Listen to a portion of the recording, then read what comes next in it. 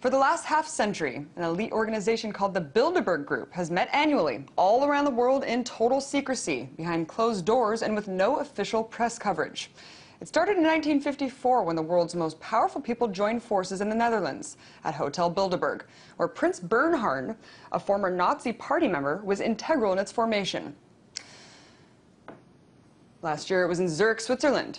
It was believed that the group discussed how to handle the Arab Spring at that conference. And this year they're meeting in the wealthy city of Chantilly, Virginia, right next to Washington, D.C. The group is comprised of 130 or so of the world's top elites in politics, banking, food, oil, media, and national defense.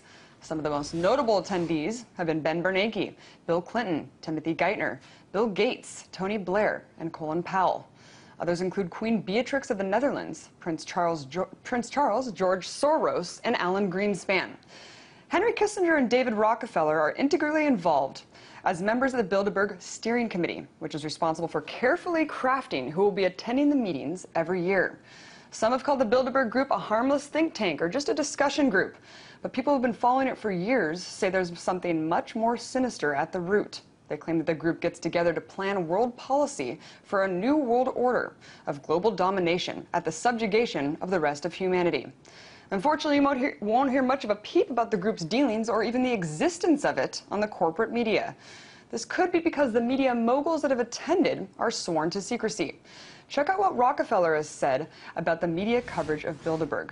In his memoirs, multi-billionaire David Rockefeller said, quote, "Some even believe we're part of a secret cabal working against the best interests of the United States, characterizing my family and me as internationalists, and of conspiring with others around the world to build a much more integrated global political and economic structure. One world, if you will. And if that's the charge, I stand guilty, and I'm proud of it." He also allegedly said that he's grateful to media outlets like the Washington Post, the New York Times, whose magazine directors have attended their meetings and promised to keep it discretionary for almost 40 years, saying it would have been impossible for the group to develop its plan for the new world if it would have been subject to the lights of publicity during all those years. And while the public might not know exactly what's going on there, many people agree that the people who attend the meetings are the world's most powerful movers and shakers. Just take a look at this Drudge poll. It's a poll conducted to ask people what they really think of the Bilderberg conference. Over half of the people that polled said that the people who attend the conference are the real power masters of the world. 14% say they think it's just a false conspiracy theory, and 35% say it's a little bit of both. Nonetheless, the secret meeting is definitely coming more and more into the public eye, whether the participants want it to or not. Meanwhile, while Bilderberg attendees were questioned by independent journalists about what really goes on there, they completely skirt the issue or even deny having attended in some instances. So what is really going on in these meetings? Well, all weekend I'll be in Chantilly, Virginia, covering the Bilderberg Group to see if we can get a scoop about what the people there are thinking.